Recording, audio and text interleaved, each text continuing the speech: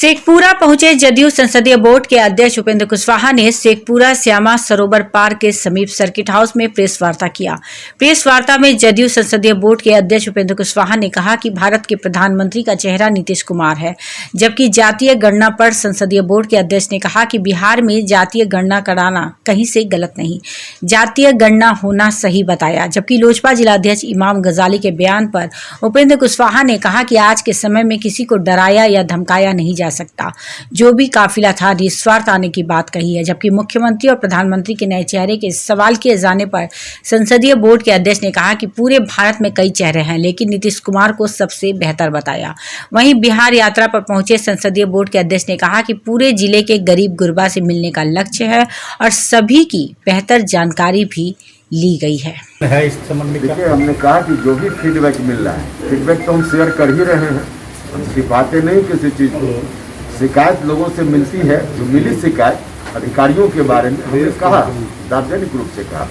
कई जगह अधिकारियों की ओर से शिथिलता दिखी है, जबकि माननीय मुख्यमंत्री जी का स्पष्ट संदेश है। अब जो गांव का पीड़ित व्यक्ति है, गरीब आदमी है, उसको पता नहीं है कि सरकार की योजना का लाभ लेने के लिए हमको क्या करना चाहिए। तो सरकारी कार्यालय तक तो जाएगा नहीं, सब लोग, कुछ लोग जाएंगे, सब लोग तो नहीं जाएंगे। सरकारी कार्यालय की ड्यूटी है कि लोग उनके यहाँ तक जो नहीं आ रहे हैं, तो कार्यालय उन लोगों तक पहुँचे, मतलब अधिकारी पहुँचे, कर्मचारी पहुँचे। सर, जातीय जनगणना की बात आ रही है, जिसमें सर्वदलीय विपक्षी पार्टियों ने सीएम से कहा था कि आप पीएम से मिलने की सवाल करें। पीएम से सवाल टाइम भी मांगा गया। क्या लगता है विपक्ष का नेतृत्व करेंगे इस सवाल पर सीएम? क्या देखिए, इस सवाल पर विपक्ष के नेतृत्व का सवाल नहीं, इस मुद्दा पर हम बार बार जोर दे रहे हैं। इस मुद्दा पर, फिर दूसरे अर्थ में इसको ना लेना चाहिए, इस मुद्दा पर देश के नेतृत्व का सवाल है।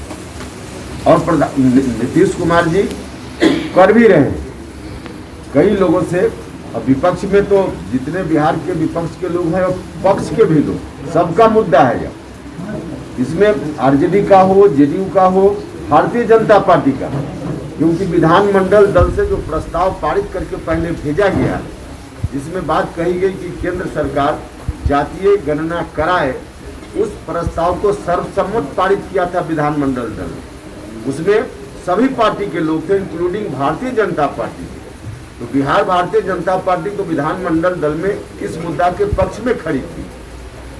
तो यह मुद्दा कोई पक्ष विपक्ष का नहीं है, देश का मुद्दा है, गरीबों का मुद्दा है। जब तक जातीय जनगणना नहीं होगी, तब तक केंद्र की सरकार हो, राज्य की सरकार हो, गरीबों के लिए योजना सही ढंग से नहीं बना पाए। भाजपा कई मंत्रियों का बयान है कि समाज में तनाव फैलेगा अगर ये जातीय गणना होती है तो। भैया, जातीय जनगणना से जो लोग कहते हैं कि तनाव फैलेगा, तो धार्मिक गणना तो हो रही है।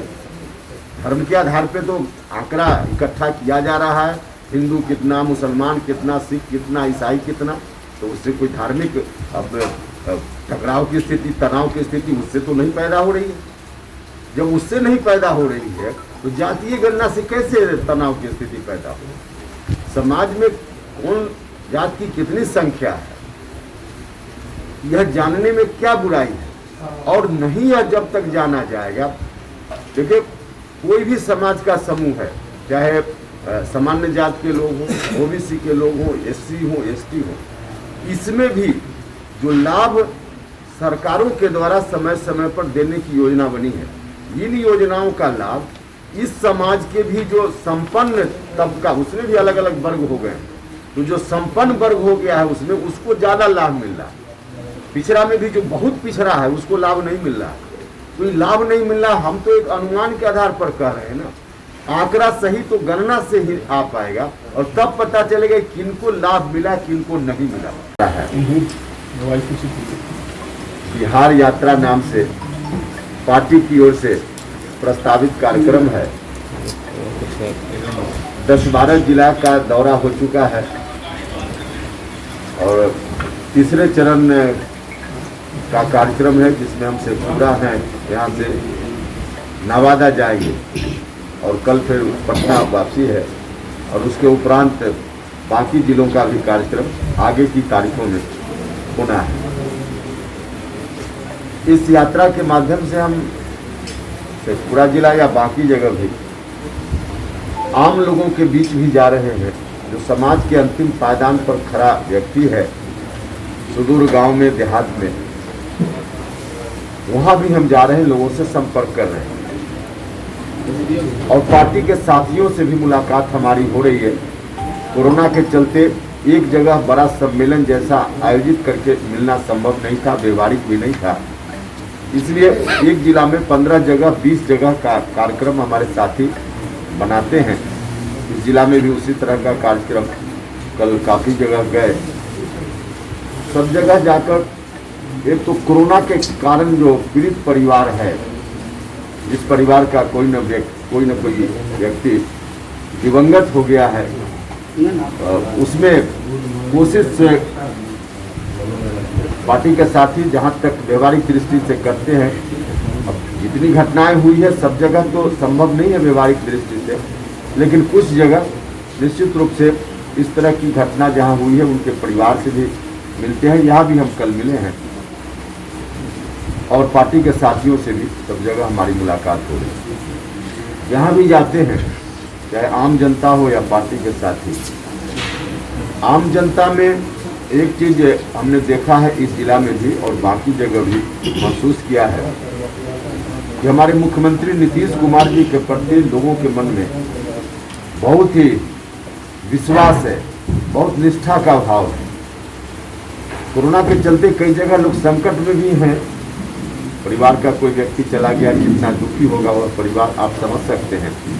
लेकिन नीतीश कुमार जी के ऊपर पूरा भरोसा है उनका। इस संकट में भी नीतीश कुमार जी हमारे साथ खड़े हैं, खड़े रहेंगे, उनको लगता है। और वाकई नीतीश जी ने ऐसे ही लोगों की भावना का ख्याल करते हुए, जब कोरोना की ऐसी स्थिति बिहार में हुई, स्थिति तो पूरे देश और दुनिया भर में हुई, लेकिन जहाँ तक बिहार का सवाल है, मुख्यमंत्री जी ने फैसला लिया कि किसी व्यक्ति की मौत कोरोना के चलते होती है तो उनके परिजन को 4 लाख रुपया मुआवजा जो राहत के लिए दूसरे मामलों में मिलता है, कोरोना की घटना को भी उसके साथ जोड़ने का फैसला किया। तो 4 लाख रुपया सरकार की ओर से देने का काम सिर्फ और सिर्फ इस राज्य में हो रहा है। कोरोना के कारण जो प्रभावित परिवार है उसको पहला राज्य बिहार है जहां 4 लाख रुपया पीड़ित परिवार को देने की व्यवस्था हुई है। और साथ ही साथ और भी सरकार की जो योजना खासकर गरीबों को ध्यान में रखकर बनाई गई है, वैसी योजनाओं का कार्यान्वयन भी अधिक से अधिक सुनिश्चित हो, जरूरतमंदों को 100% इसका लाभ मिले। इसमें पार्टी के साथियों की भी भूमिका है। कई जगह हम जाते हैं तो पार्टी के साथियों को भी निर्देशित करते हैं और हमारे साथी लगे हुए भी हैं। और इस तरह से दौरा करके पूरे बिहार का दौरा जब हम समाप्त करेंगे तो जो फीडबैक जिसको थोड़ा शेयर हमने किया है आपसे, जो भी फीडबैक आम जनता से या पार्टी के साथियों की ओर से हमको मिल रहा है, सबको इकट्ठा करके पूरे बिहार की यात्रा के उपरांत पार्टी की मजबूती के लिए इस फीडबैक का इस्तेमाल करेंगे और सरकार का काम और बेहतर गरीब लोगों तक हो पाए, उस काम में इसका इस्तेमाल हम करेंगे। और कुल मिला कर जो हमारी कोशिश है, पार्टी की कोशिश है, सरकार तो बेहतर से बेहतर बिहार बनाने में लगी हुई है, हमारे मुख्यमंत्री भी लगे हुए हैं, लेकिन उनको ताकत देने के लिए जनता दल यूनाइटेड की ताकत को और बढ़ाने की जरूरत है। कुछ कारण थे विधानसभा चुनाव के समय जिसके चलते पहले के मुकाबले में परिणाम थोड़ा विपरीत आया, कुछ कमी उस वक्त थी। उन तमाम कमियों को दूर करते हुए फिर से जनता दल यूनाइटेड को आगे आने वाले दिनों में नंबर 1 की पार्टी बनाने का काम करना है। तो मकसद यात्रा का और कार्यक्रम का संक्षिप्त विवरण यही है। अब कोई सवाल आपका होगा तो उसका जवाब